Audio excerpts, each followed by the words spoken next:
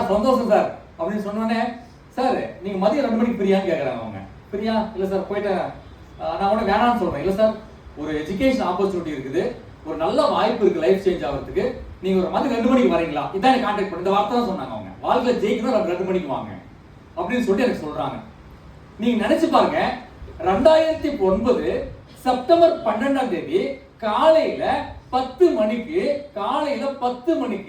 இந்த சாம்ராஜ்யம் சுரேஷும் வந்து, நீ கர்நாடகாவா, ரவிச்சந்திரனா, நீங்க எந்த ஊரு அப்படின்னு சொல்லிட்டு 2 மணிக்கு என்னை இன்வைட் பண்ணாம அது 2 பேரும் ஐயோ பார்த்து பயந்து தயங்கி ஐயோ கொன்னுடுவானோ அடிச்சிடுவானோ அப்படின்னு ஏதாச்சும் பண்ணிருந்தா, இன்னைக்கு ரவிச்சந்திரன் எங்கேயாவது டாஸ்மார்க்ல சரக்கு அடிச்சுட்டு ஒரு லுங்கியோட 15,000 பென்ஷன் வாங்கிட்டு நானும் மிலிட்டரிக்காரன்னு பைத்தியக்கார மாதிரி இருந்திருப்பேன். இவ்வளவுதான் லைஃப் இருந்திருக்கும். இதான் லைஃப் இருந்திருக்கும்.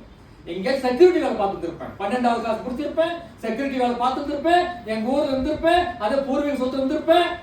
இந்த லைஃபே நாசமா இருக்கும். நாம மக்களுக்கு உதவி பண்ணலன்னா எத்தனை ரவிச்சந்திரன் நம்ம இழக்க வேண்டியது இருக்கும்.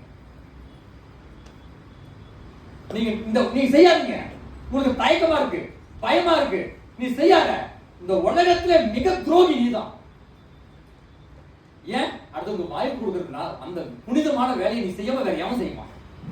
அன்னைக்கு சாம்ராஜும் சுரேஷும் அந்த 10 செகண்ட் என்கிட்ட நம்பர் 10 செகண்ட் நம்பர் வாங்கினா என் லைஃப் டர்னிங் பாயிண்ட். மற்றது எல்லாமே அப்புறப்படுது. ப்ராஸ்பெக்டிங்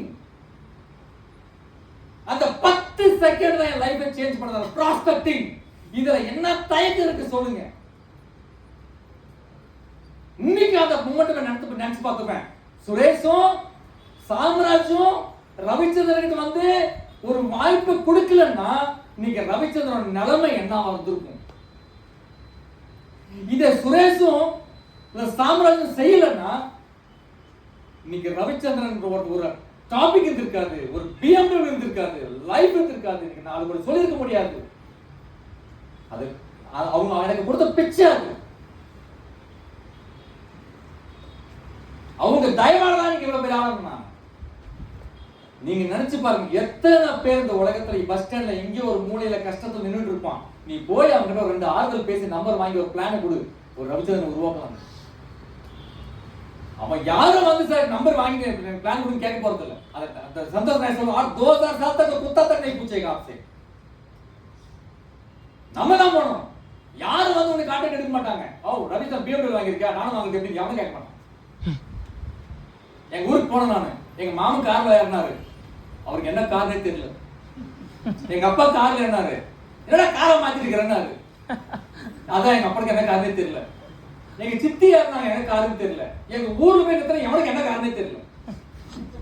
அவன் பாட்டு கிராஸ் பண்ணிட்டு போறாங்க, அவன் பாட்டு வராம போறான். இதே எங்க லேஅவுட்டுக்குள்ள நான் உள்ள வந்த போது என் கூட விளையாட பண்ணி வந்துட்டாரு.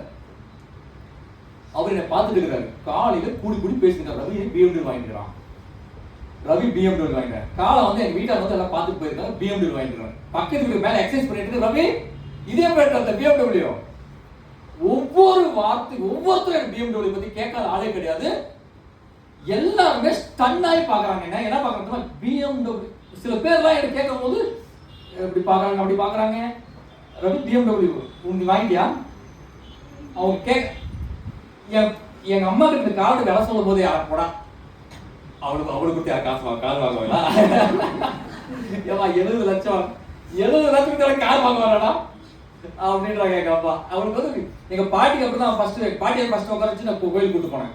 எங்க பாட்டி நான் படிக்கிறதுக்காக சும்மா சொல்லாதரா, 20 லட்சம் கார் வருது. எங்கன்னா 20 லட்சம் எவ்வளவு பெரிய காசு தெரியுமா? அவளுக்கு சம்பாதிக்க முடியும்ல. அவங்க எங்க பாட்டி சொல்றது தெரியாது அவங்களுக்கு. அந்த காலத்துல 1 ரூபாய் 50 பைசா பிசிக்கிட்டு இருந்தவங்க. அவங்களுக்கு எங்க பாட்டி தோப்பி எடுத்து அப்படியே 50 பைசா 10 டைம் எடுத்து பார்க்கணும். அதை பார்த்தது இல்லை. அவங்களுக்கு 20 லட்சம் தான் சாதாரண விஷயம் இல்லை, பெரிய விஷயம். எங்க அம்மாக்கு 70 லட்சம் அவர் பெரிய. நீங்க 4 லட்சம் கோடி சம்பாதிச்சு எங்க அம்மாக்கு தெரியுமா இல்லை? இப்ப எங்க அம்மா எப்படி தெரியுமா சொல்றாங்க எங்க மாமன் கிட்ட, இப்பதான் தெரிஞ்சவன் ஏன் இப்படி ஓடுறான்னு. அதுக்குதான் இப்பெல்லாம் சம்பாதிச்சிருக்கிறான், அதுக்குதான் வீடு வாங்கிட்டான் பாரு, கார் வாங்குறான், நிலம் வாங்குறான், இப்படி ஓடுறான்.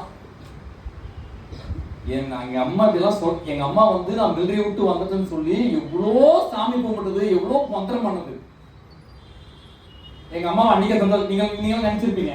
எங்க அம்மா திட்டுறாங்க,